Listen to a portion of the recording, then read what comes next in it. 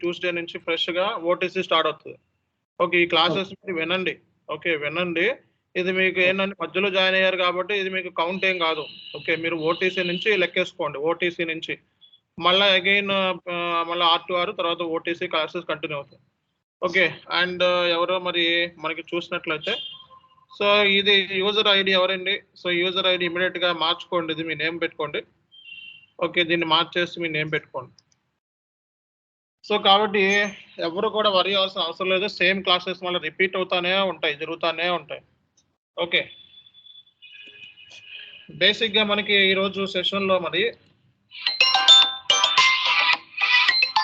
Okay బేసిక్గా మనం ఈరోజు సెషన్లో మనం ఓకే సో SAP సంబంధించిన అకౌంట్స్ పేయబుల్ ఇంటర్వ్యూ క్వశ్చన్స్ మనం ఈరోజు డిస్కస్ చేద్దామండి.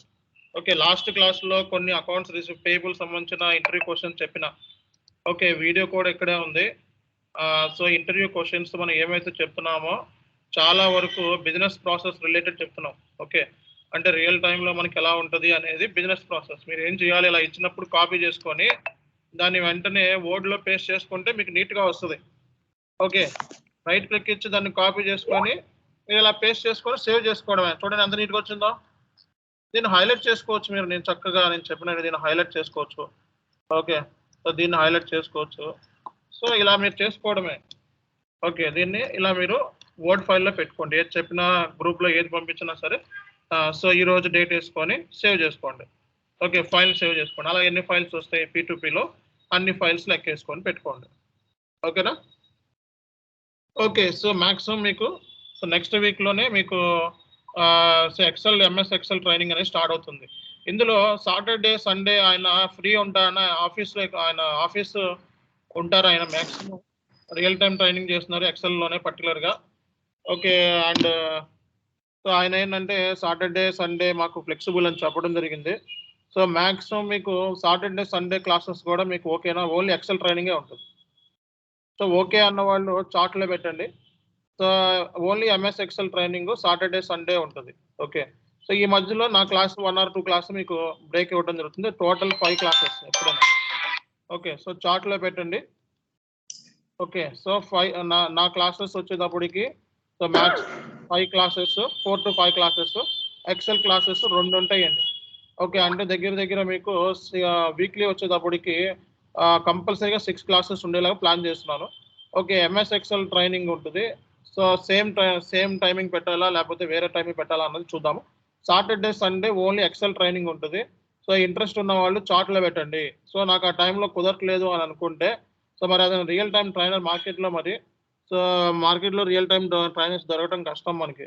ఓకే, సో మామూలుగా నేర్చుకొని యూట్యూబ్లోనూ అక్కడెక్కడ నేర్చుకొని చెప్పేవాళ్ళు ఉంటారు, కానీ అలాంటి ట్రైనింగ్ కాకుండా మనకి రియల్ టైం ట్రైనర్స్ని నేను పిక్ చేసుకుంటాను ఎప్పుడు కూడా. ఓకే, సో కాబట్టి మరి అతన్ని చూస్ చేసుకొని అతను బాగా ఎక్స్పర్ట్, ఆల్రెడీ యూట్యూబ్లో నెంబర్ ఆఫ్ వీడియోలు కూడా అతను పెట్టున్నాడు. అతను మనల్ని కాంటాక్ట్ అవ్వడం జరిగింది. మరి అలాంటి ట్రైనర్స్ దొరికినప్పుడు మనం యూటిలైజ్ చేసుకోవాలి కదా. సో టైమింగ్ అవన్నీ కూడా పక్కన పెట్టి సాటర్డే అతనికి ఆఫీసు ఫ్రైడే వరకు ఉంటుందంట, సాటర్డే సండే చెప్తాను అన్నాడు. సో కాబట్టి మరి అది ఇంట్రెస్ట్ ఉన్న వాళ్ళు వెంటనే చార్ట్లో పెట్టండి. ఒకవేళ నెంబర్ ఆఫ్ పర్సన్స్ ఇంట్రెస్ట్ని పట్టుకొని ఆ ట్రైనర్నా లేకపోతే ఇంకో ట్రైనర్నా చూసుకొని చెప్తాను. సో కాబట్టి మాక్సిమం అతను నెంబర్ 1గా చెప్తాడని నాకు 100% క్లారిటీ ఉంది. అది మరి దాన్ని యూటిలైజ్ చేసుకోవడానికి మీకు ఆ టైమింగ్ అనేది సాటర్డే సండే మీకు ఫ్లెక్సిబుల్ అయితే చార్ట్లో ఎస్సని పెట్టండి. సో అతను ఇంకా నెక్స్ట్ వీక్ నుంచే స్టార్ట్ అయిపోతాడు. ఓకే, సో కాబట్టి మనకి సో మరి అది బేసిక్గా మీరు దాన్ని యూటిలైజ్ చేసుకుంటే వెళ్ళని గుడ్. ఎందుకంటే రియల్ టైం ట్రైనింగ్ అనేది దొరకదు మీకు. ఓకే, సో కాబట్టి ఎక్సెల్ షీట్ సంబంధించి మొత్తం కూడా క్లాసెస్ వీక్లీ 5 క్లాసెస్ ఉంటాయి, అంతకుమించి ఎక్కువ ఉండవండి. నా క్లాసెస్ 5 క్లాసెస్ ఉంటాయి. సో అతని క్లాసెస్ 2 క్లాసెస్ ఉంటాయి. ఓకే, టోటల్గా 6 క్లాసెస్ ఉండేలా ప్లాన్ చేస్తాను నేను, 6 to 7. ఓకే, వీక్లీ అందరూ. సో కాబట్టి మీరు చార్ట్లో పెడితే మనం డిస్కస్ చేసుకోవచ్చు. సో సాటర్డే సండే కూడా Excel training, MS Excel training ఉంటుంది. ఓకే, అది మరి దాని లెక్క అది చూసుకోండి. Okay, so agenda SAP accounts payable interview questions మనం డిస్కస్ చేస్తున్నాం మనం. ఓకే, సో కాబట్టి బేసిక్గా మీ అందరికీ కూడా ఇన్వాయిస్ అంటే ఏంటి, పేమెంట్ అంటే ఏంటి, ఓకే ఇవన్నిటి మీద నాలెడ్జ్ వచ్చేసింది. ఆల్రెడీ సిస్టంలో చేసి చూపించాం మనం. ఓకే, ఇప్పుడు మరి దానికి సంబంధించి బేసిక్ గా ఇంటర్వ్యూలో ఎలాంటి క్వశ్చన్స్ అడగొచ్చు అనేది కూడా మనకి చాలా ఇంపార్టెంట్. ఓకే, సో కాబట్టి how do you handle discrepancies between purchase order, invoice and receipt. So దీనికి సంబంధించి డిస్క్రిపెన్సీస్ ని ఎలా హ్యాండిల్ చేస్తామని చెప్పి అడగటం జరిగింది. సో ఇవి మీరు ఎట్లా చెప్తారు, అంటే ఏ కైండ్ ఆఫ్ డిస్క్రిపెన్సీస్ వస్తాయి ఒక పర్చేజ్ ఆర్డర్ క్రియేట్ చేసినప్పుడు, ఇన్వాయిస్ క్రియేట్ చేసినప్పుడు, లేదా ఇన్వాయిస్ ఇవి పర్చేజ్ ఆర్డర్, ఇన్వాయిస్, రిసిట్స్.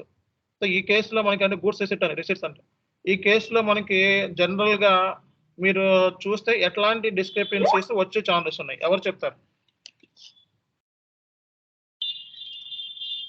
ఒక పర్చేజ్ ఆర్డర్ కానీ ఇన్వాయిస్ కానీ గూడ్స్ చేసేటప్పుడు జనరల్ గా ఇందులో చూసి చెప్పాలని రూల్ లేదు. జస్ట్ ఒక డాక్యుమెంట్ అంతేగాని ఇదే పర్పస్ ఇదే వెళ్ళిపోవాలని రూల్ లేదు.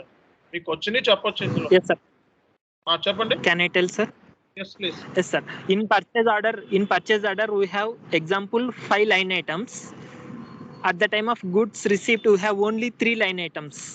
Okay. And the invoice, vendor invoice sent to as per PO.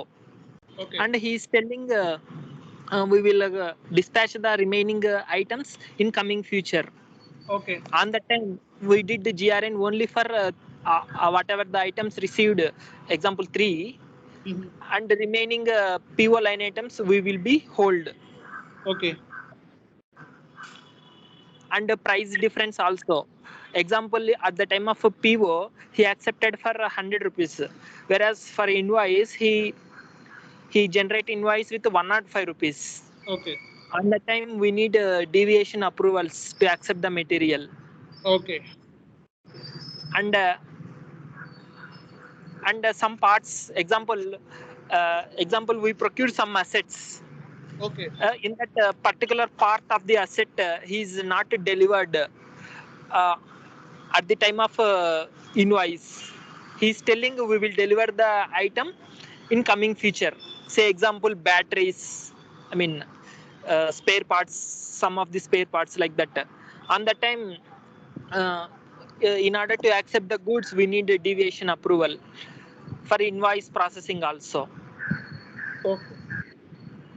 Well, very nice explanation. Almost we covered most of the points. Okay, guys, the discussions about so what are the discrepancies that we can see at the invoice level, goods receipt, and purchase order. This is my question. So if interview ask about this question, then how you handle and how you can presentate yourself to the interviewer, that is very vital, right? So that is the reason. So today, so I'm going to explain about how the invoice processing should be happen and what kind of things we will see, particularly at the time of posting and some vendor related discrepancies that happened in the common aspect, right? So at the time of invoice, okay, suddenly the price has been gone. Okay, so purchase order price is 100 rupees, but at the time of invoice, it is 120 rupees. But how the system will accept this 120 rupees? On what basis? Whether it is a tolerance will allow. So that limit we need to check, because if you enter the invoice amount 120 rupees, system will not accept. System says, okay, so this is a tolerance error. Okay, then that case you can suggest the end user. Okay, you can suggest the end user. So system is accepting only 115 rupees. Our tolerance accept only 115, but 120 rupees posting is not accepted. Okay, according to the backend setup, configuration setup. So this we cannot revise, we cannot modify any of this configuration. That's the reason our IT consultant says, okay, this amount will not be modified. So you need to book the invoice with the same amount or some tolerance limit, which is under our control, right? So this 5 rupees, extra 5 rupees. So we cannot post. That is the reason we suggest the user. Okay, we suggest the user. So please, okay, revise the invoice, revise the purchase order, okay, and cancel the goods receipt. So general ga ఏంటంటే మనకి purchase order, goods receipt to invoice అనేది 3-way matching ఉంది.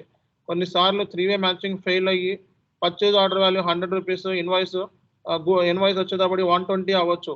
Okay, so అంటే ఏంటి, system మాత్రం 115 మాత్రమే accept చేస్తుంది, కానీ అడిషనల్ గా 5 రూపీస్ ని యాక్సెప్ట్ చేయదు. ఓకే, ఎందుకంటే టాలరెన్స్ బ్యాక్ ఎండ్ లో ఎంత సెటప్ చేశారు, పర్మిటెడ్ డిఫరెన్స్ అంతే యాక్సెప్ట్ చేస్తుంది సిస్టమ్, అంతకంటే ఎక్కువ యాక్సెప్ట్ చేయదు. Okay, that is the reason మనం ఏం చెప్పాలి, అరే బాబు 120 రూపీస్ సెషన్లో పోస్ట్ చేస్తే అవ్వదు, ఎందుకంటే మాకు ఎస్ఏపిలో టాలరెన్స్ ఉంది. అంటే ఏంటి, ఎంత లిమిట్ పడితే అంత limit differences amount system accept చేయదు నాయన. కాబట్టి 115 మాత్రమే యాక్సెప్ట్ చేస్తుంది, మిగతా రిమైనింగ్ 5 రూపీస్ టాలరెన్స్ యాక్సెప్ట్ చేయదు. కాబట్టి ఓకే, నువ్వు సిస్టంలో ఈ ఇన్వాయిస్ని పోస్ట్ చేయలేవు, కాబట్టి నువ్వు గూడ్స్ని రిసిట్ ఏమైతే చేస్తావో దాన్ని క్యాన్సిల్ చేసుకో. అలాగే మళ్ళీ ఏదైతే పర్చేజ్ ఆర్డర్ ఉందో ఆ పర్చేజ్ ఆర్డర్ని రివైజ్ చేసుకొని సో 115 రూపీస్కి లేకపోతే అంతకంటే 120 రూపీస్కి బుక్ చేసుకోమని చెప్తామన్నమాట. This is one kind of మనకి discrepancy at the time of goods it. అలాగే డిస్కౌంట్స్, ఇక్కడ కొన్ని పాయింట్స్ ఇచ్చాను చూడండి.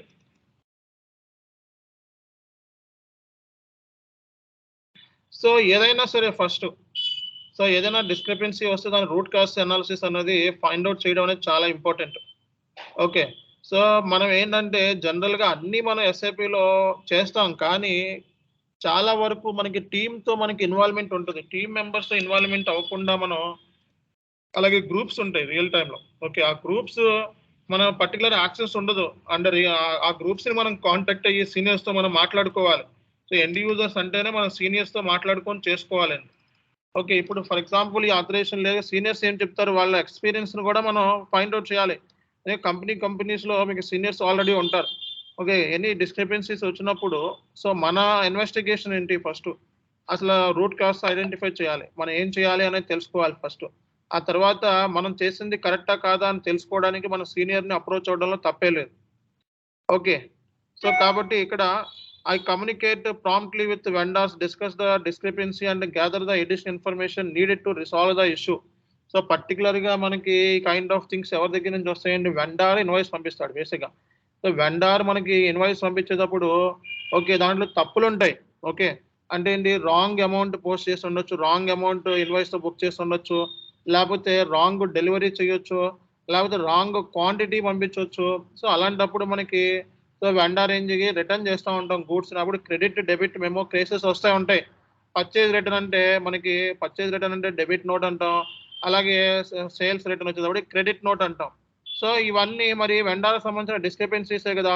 నేను అనుకున్న పర్చేజ్ ఆర్డర్ ప్రకారం నువ్వు గూడ్స్ పంపించలేదు, నేను పర్చేజ్ ఆర్డర్ చేస్తే 100 రూపాయలు ఆర్డర్ చేస్తే నువ్వు గూడ్స్ 190 పంపించావు, మరి 10 రూపీస్ మరి 10 క్వాంటిటీ ఏం చేస్తావు. అలాగే నేను పర్చేజ్ ఆర్డర్ 100 ఆర్డర్ చేస్తే నువ్వు 130 క్వాంటిటీ పంపించావు, నాకు 130 క్వాంటిటీతో ఏం పని.